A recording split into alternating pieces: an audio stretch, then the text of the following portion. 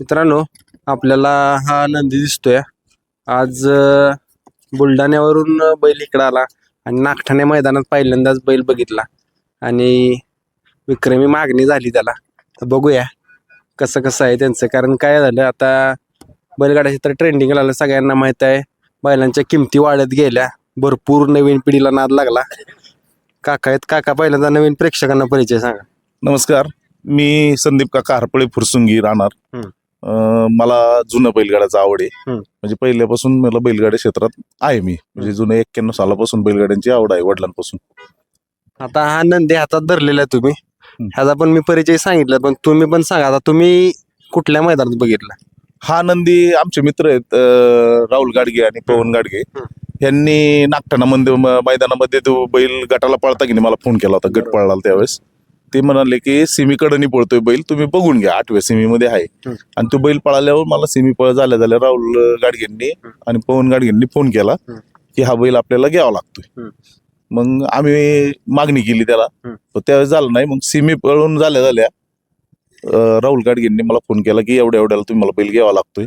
मग त्यांनी 10-51चा आकडा टाकला. मग मी 10-51च त्यांना कबूल केलं आणि त्याप्रमाणे मी त्यांना त्यावेळेस 2 मैदानं पळून द्यायच्या बोलीत असं मैदानात बोललो, तर ते बी तयार झाले. त्यावेळेस मी त्यांना 11,000 रुपये गुगल पे फोन पे केले आणि इसार पक्का दिला की बाबा हे बैल मला तुम्ही 2 मैदानं माझ्या माहितीप्रमाणे पळून द्यायच्यात. तर त्यांनी ते मान्य केलं. आता पहिल्यांदाच आला इकडं आणि एवढ्या मोठ्या रकमेला त्याला मागणी झाली किंवा आता घेतलाच म्हणायला लागेल. हो, त्यानं ते विसार देईल आपल्याला. 10-51चा सौदा होईल, 11,000 रुपये विसार देईल. कसं कसं ठरलं पहिल्यांदा? नाही, पळून द्यायची जबान आहे ना, 2 मैदान. म्हणजे काका आता बैल पाळणार तुम्ही सांगेल त्या मैदानात? हो, मी टॉपचे पैरे 2 घालायची बोली होती. त्यांनी आज पळवला, ठीक आहे, हरकत नाही. ते म्हणले आम्ही पळू द्या.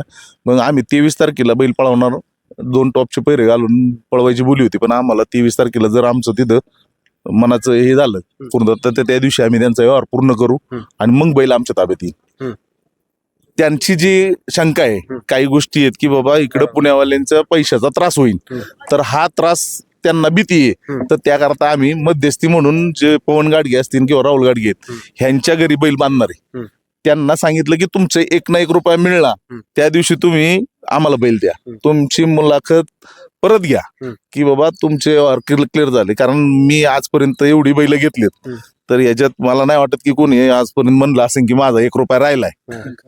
तर त्याच्यामुळं तो विषय नाहीये. पण शंका आहे त्यांना, ते बुलढाण्याचे बरेच आपल्या भागातले असल्यावर 100% त्यांना अडचण नसते आली. पण ते तिकडच्या भागातले त्यांची शंका साहजिक आहे की बाबा त्यांना भीती आहे. कारण काय होते काका, आता बऱ्याच गोष्टी झाल्यामुळं लोकांनाही भीती वाटते. साहजिक आहे. म्हणून तर मी त्यांना, ते तर पहिले तयारच नव्हते, पण मी त्यांना समजून सांगितलं, त्यांना बी पटलं की बाबा असं होणार नाही. आणि आम्ही काय त्या क्षेत्रातली माणसं बी नाही आणि आम्ही एक शेतकरी कुटुंबातले, त्यामुळे तुम्हाला तसं काय होणार नाही. तुम्हाला जरी आमच्या इथं राहायचं असेल, माझ्या इथं राहू द्या, पवन गाडगेंच्या इथं राहू द्या, काय अडचण नाही. तुम्ही फक्त आम्हाला जी खात्री करायची बैलाची की बाबा आजकाल लईच बैल मी बरेच घेतलेत, 1 मैदान पळतात की परत पळत नाही. म्हणून मी त्यांना म्हणलं की आमच्या निदर्शनात बैल राहू द्या, आम्हाला 2 मैदानं पळून द्या, तुमचा व्यवहार आम्ही पूर्ण करू.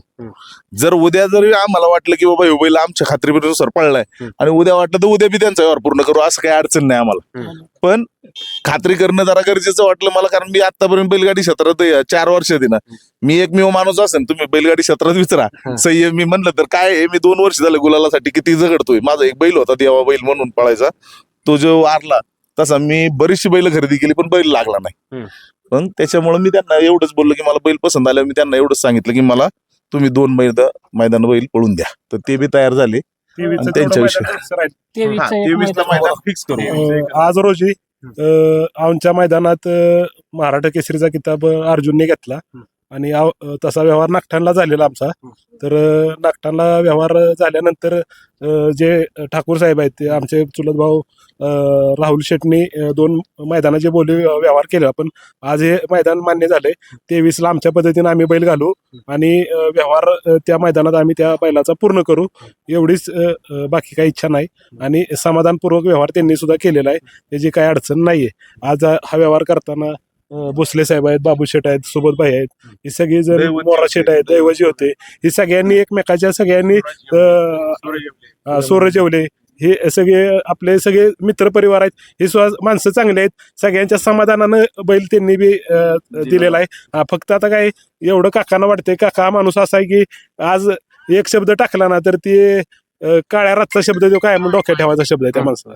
त्यामुळं असा व्यवहार असा मन मोकळ्या पद्धतीने झालाय. 23ला बैलाचा व्यवहार पूर्ण होईल, काय अडचण यायची नाही. आणि त्या मैदानात बाईट देऊन परत ते मालकच सांगतील आणि हा विषय परत बैलाचे मालक काका राहतील. आणि आता परिपूर्णतेत पूर्ण गुलाल वगैरे लावून त्यांनी स्वखुशीनं बैल दिलेले का मालक. हो. मित्रांनो बघा, बैलगाडी क्षेत्राला त्यामुळे चांगले दिवस आले, कारण काकाच्या सारखे मोठे बैलगाडी मालक मोठ्या रकमेचे नंदी घ्यायला लागले ना. असे सर्वसामान्य जे बैलगाडा मालक आहेत त्यांचे घरं चालायला लागली किंवा चांगल्या गोष्टी व्हायला लागली. काय झालं काका, आता अशी बैल घडली ते तुमच्यासारखी जी बैलगाडा मालक आहेत योग्य ती रक्कम देऊन घ्यायला लागली, त्यामुळं अजून ह्यात लोक जास्त वाढायला लागली, वासरं घ्यायला लागली, तयार करायला लागली. नाही नाही, नक्कीच. आता मी जर तसं म्हणलं ना तर मी बी बरीचशी वासरं पवनजींकडून घेतली, बरीचशी वासरं झाली. तर माझ्याकडं त्यांच्याकडचे 2 वासरं दिलती, त्यातले 2ही वासरं चांगली, पण लंपीमध्ये थोडे आजारी पडल्यामुळे आता ती मैदानात नाही. म्हणजे मी बी शेतकरी कुटुंबातला आहे, माझा डेअरी व्यवसाय आहे, मोठा गोठा आहे, 300-400 म्हशींचा गोठा आहे. तर त्याच्यामुळं मला शेतीची नाळ असल्यामुळं मला जनावरातली पहिल्यापासून आवड आहे. म्हणजे घोडे असू द्या, सगळेच मी सगळ्या प्रकारात मी आहे, त्यामुळे मला पहिल्यापासून आवड आहे यांची. त्यामुळे काय नाही, आणि त्यांनी कष्ट केले तर त्यांना मोल मिळलंच पाहिजे ना, या मताचा मी 100% माणूस आहे. कारण त्यांनी एवढ्या लांबून आले, 2 रुपये मिळावे या अपेक्षेने त्यांनी त्या बैलाला तयार केलंय. कारण त्याला 4 लिटर ते 5 लिटर दूध लागतं असं मला आता कळलं. मग 100% त्यांनी त्यांचं गामाचे पैसे तिथे घालवलेले आहेत. तर त्या करता त्यांना नक्कीच योग्य ते रक्कम मिळली पाहिजे ना असं मी त्या मताचा माणूस आहे. त्यामुळे त्यांनी जी मागितलं त्यांनी मागितलं त्याच्यात 1 रुपया बी कमी केला नाही. मी आधी 7 लाख रुपयाला मागितला होता, नंतर 9 लाख रुपयाला मागितला बैल. मग मला राहुलजी म्हणले की तुम्हाला 10,51,000 रुपयाला बैल घ्यावा लागेल. तर मी म्हटलं ठीक आहे, तुम्ही म्हणताय तर घेऊ, फक्त माझी एक अट आहे की बाबा मी 2 मैदानं बैल मारून घेईन. कारण काय होते, एक मैदानात काही बैलात समजून येत नाही, आपण पैसे मोजतोय, गरीब बैल 22 बैल बांधून येत माझ्याकडे. त्याच्यामुळं मी पवनजींच्या इथं 3 बैल आहेत. त्यामुळं माझं मत आहे की बाबा मी 2 मैदान मारून घेईन बैल आणि तुमचं व्यवहार पूर्ण करेन. 23ला करू द्या, 24ला करू द्या, तुमचे पैसे दिले तर तुम्ही बैल माझ्या ताब्यात द्या. तोपर्यंत माझ्या ताब्यात बैल नाही राहणार. जोपर्यंत बैलाचा पूर्ण व्यवहार होत नाही तोपर्यंत ते मालक आहेत, पण विकायचे नाही.